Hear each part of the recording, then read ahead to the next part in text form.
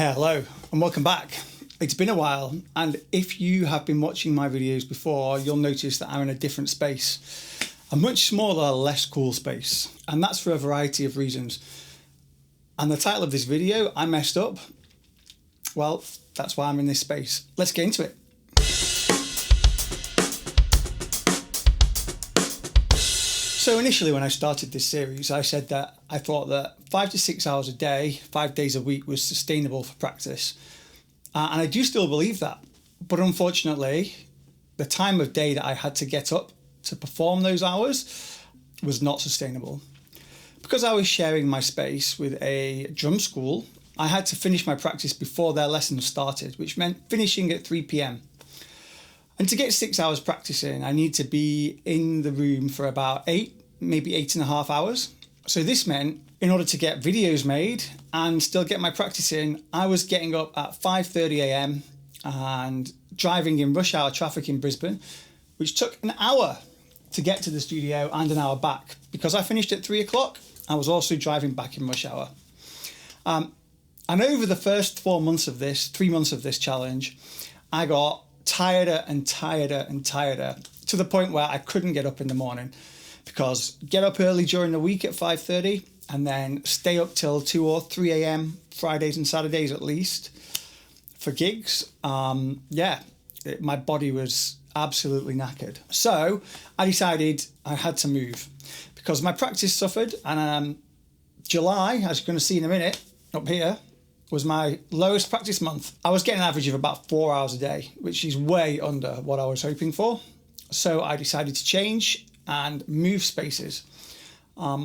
And of course, this has ended up with August being even worse than July, because I lost a whole week to moving and sorting out this new space. Yeah, and then it was my girlfriend's birthday and I missed another day. So yeah, I've missed a full 6 days practice in August, and that's why it looks like this, 78.5 hours. My lowest month since starting this challenge, but not lower than my best month before I started this challenge. So I'm counting that as a win at the moment. Okay, so it's now September.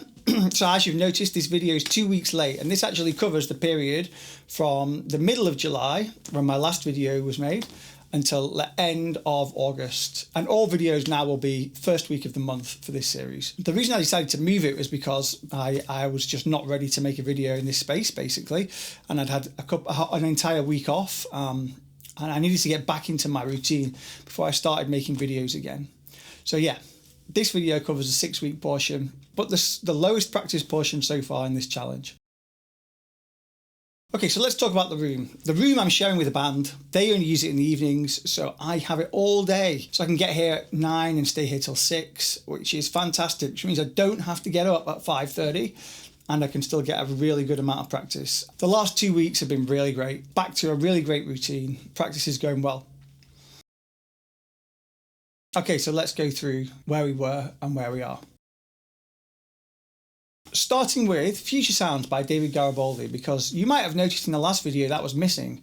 And that was because for July, my practice time was starting to get cut down as that hit me. I let that fall by the wayside, concentrating on my improvisation and chop stuff rather than my groove stuff. So that's made a comeback. Let's have a look at where Groove 4 is now. I'm going to show you 3 examples. These have all got interesting coordination stuff, for me at least. Some of them have left foot hi-hats, which, is something I've never really done before. So this has been a really cool coordination challenge. Have a look.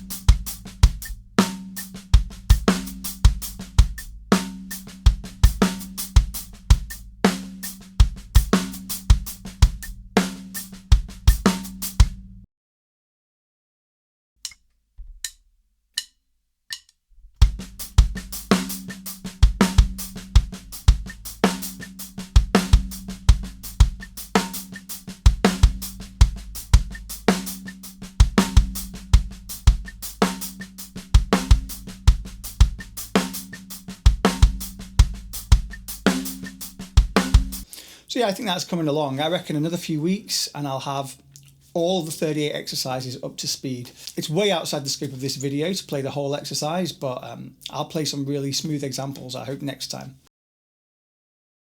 Next, staying with groove, I want to talk about the JP Bouvet inverted doubles course. I have finished all the lessons for the course. I by no means think that means that my practice with this course is over. I need to absorb the vocabulary, so that's what I'm going to be doing.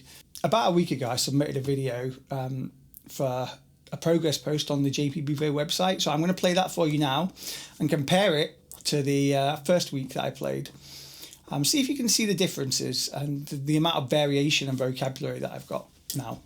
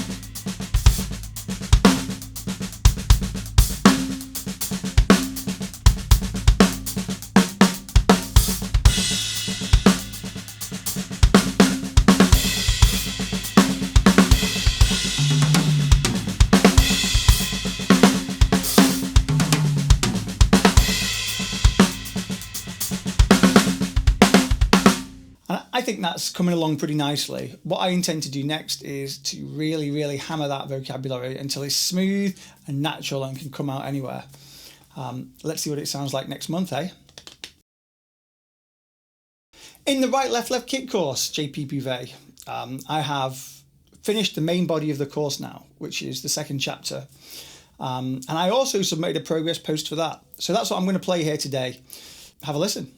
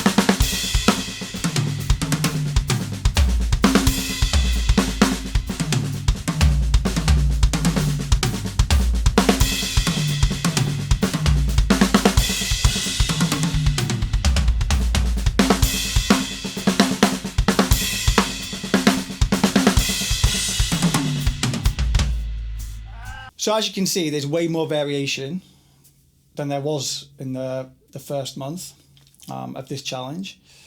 And now the challenge for me in my playing is to make that smooth and make it natural and have it so that it can just come out and flow at any time. So again, just like the inverted doubles course, that's what I'm going to be doing this next month. Be really interesting to see how it sounds by the end of September. In the right left kick in straight time course by JP Bouvet also, I've been trying to work on rate changes. So changing from 16th note to 16th note triplets, also from 16th note down to 8th note triplets. That isn't ready to show you yet. I've just started it a week ago, but it's going to sound pretty cool, I think, and it's going to add a real new dimension to that whole set of vocabulary. I have finished the fives mostly. I can now intersperse them in the right left kick playing any of the groups of five. Here's a little demonstration of the whole vocabulary, which is, I think, nearly also finished. And then it'll just be a case of, again, shedding it to absorb it until it becomes, part of my flow. Okay, let's have a listen.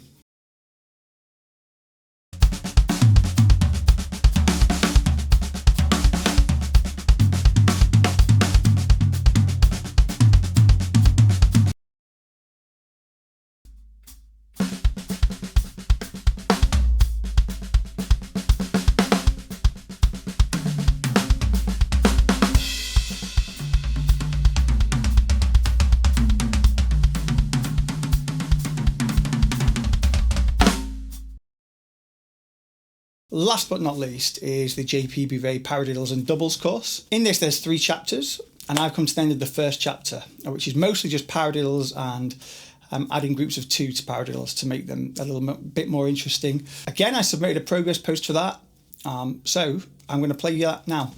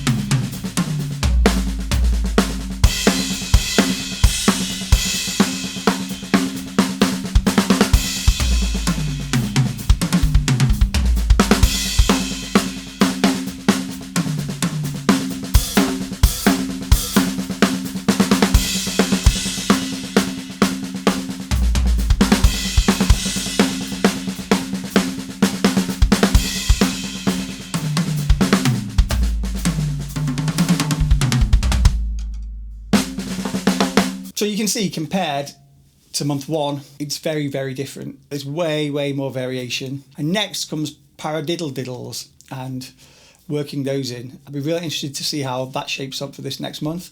So that's it, big changes. This is the new room, you've seen it now. And my practice is going up and up and up, certainly in terms of hours and quality. Okay. So I'm going to play out with another one of Tim Baltaz's tracks. Because I've been working on rate changes in the right-left kick course from JP Bouvet, I had decided that I would work on rate changes between my grooves as well. So every day I've been putting this track on for 10 minutes and just noodling over it, changing between different grooves. So yeah, that's what you're going to hear. Just did that on Friday. And yeah, I mean, it's a bit rough because it's new, but I think it's a really essential skill to be able to switch between these subdivisions. So yeah, I'm going to be working on that constantly as well. All right. See you next month for a much better update.